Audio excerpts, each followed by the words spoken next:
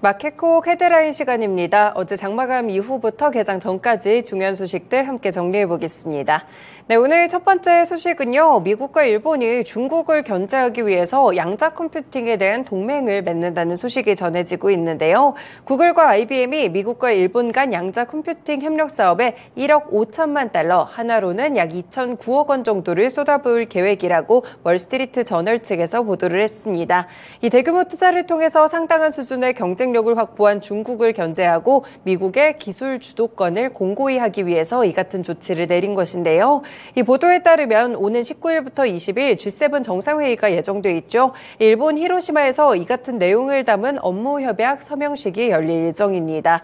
미국의 시카고대와 일본의 도쿄대의 양자 컴퓨팅 관련 공동 연구에 구글과 IBM이 자금을 대는 형식으로 이뤄지는데요. IBM 측에서 1억 달러 정도를, 구글이 5천만 달러를 각각 부담합니다.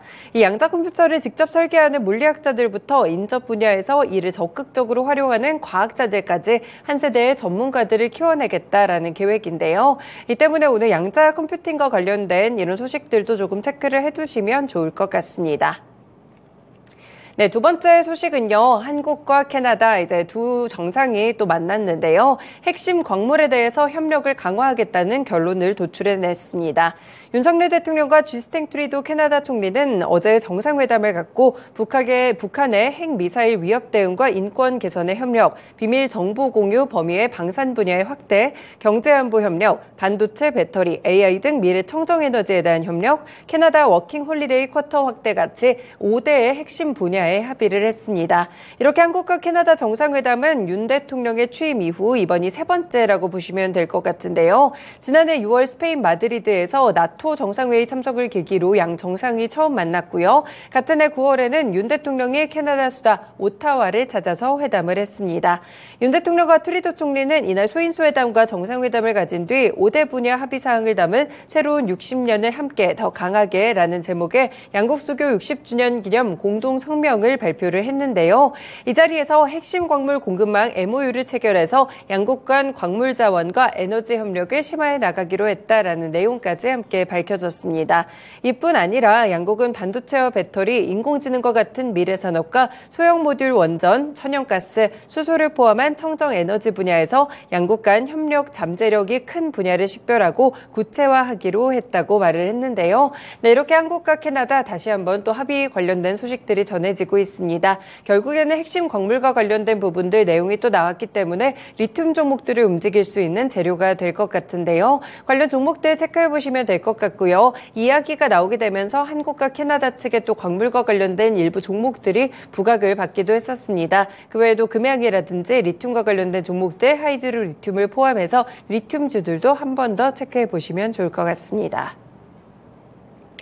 네, 다음 소식입니다. 유럽연합 집행위원회가 현지 시간으로 17일 대한항공과 아시아나항공이 합병할 경우에 시장 경쟁이 제한될 수 있다는 부정적인 견해를 내놨습니다. EU 집행위는 이날 홈페이지를 통해서 이 같은 조사 결과가 담긴 중간 심사 보고서를 대한항공 측에 통보했다고 밝혔는데요. 집행위는 심층적으로 조사한 결과 프랑스와 독일, 이탈리아, 스페인 간 4개 노선에서 승객 운송 서비스 경쟁이 위축될 수 있다고 봤습니다. 유럽 전역과 한국 간 화물 운송 서비스 제공에 관련된 경쟁을 위축시킨다라면서 SO의 통보 배경을 설명했는데요. SO는 합병 조사의 공식적인 단계로 보시면 될 것 같고요. 대한항공은 EU 측에 SO에 대한 답변서를 함께 제출을 해야 됩니다. 지금 EU는 올해 2월부터 대한항공과 아시아나의 기업결합 심사 2단계를 진행하고 있는데요. 이 답변서를 종합해서 8월 3일 합병에 대한 최종적인 승인 여부를 결정할 방침입니다. 지금 양사의 합병은 영국을 포함해서 11개국의 승인을 모두 받은 상태인데요. 일단 필수 신고 국가로 분류되는 미국과 EU 그리고 일본은 여전히 심사가 진행 중입니다. 이 가운데 만약에 한 국가라도 승인을 하지 않게 된다면 합병이 무산될 여지가 있기 때문에 합병을 모든 국가에서 받는 것이 상당히 중요하고요. 이번에 EU 측이 한 차례 좀 경고사항을 좀 내놓기는 했지만 답변서를 잘 제출해서 합병까지 이어질 수 있을지 이 부분을 체크해 두시면 되겠습니다. 네, 관련 종목으로는 역시나 항공 종목 두 종목이 될 거고요. 대한항공과 아시아나항공의 주가 체크해 두시면 되겠습니다.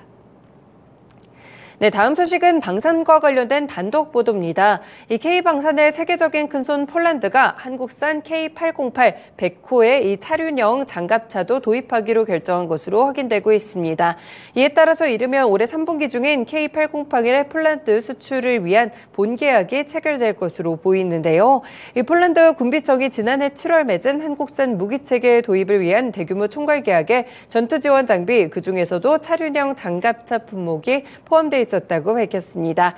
이 차륜형 장갑차가 바로 현대 로템에서 생산하고 있는 K808인데요. 이 차륜형 장갑차는 기존의 궤도형 장갑차에 비해서 봤을 때 신속하게 병력을 수송할 수가 있고요. 험지도 돌파할 수 있기 때문에 국지적인 전투 빈도가 높은 현대전에 굉장히 적합한 무기로 꼽히고 있습니다.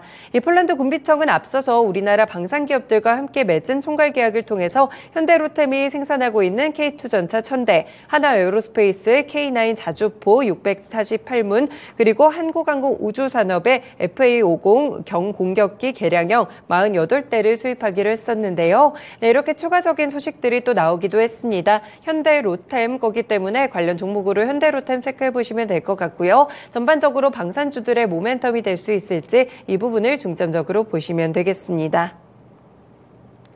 네, 다음 소식도 단독 보도인데요. 지금 확정적인 사실들로 좀 나오고 있습니다. 글로벌 광반도체 전문 기업인 서울반도체의 특허를 침해한 다수의 LED 업체의 제품에 대해서 독일 düsseldorf 고등법원이 지난 11일 판매 금지 명령을 확정하는 판결을 내렸습니다.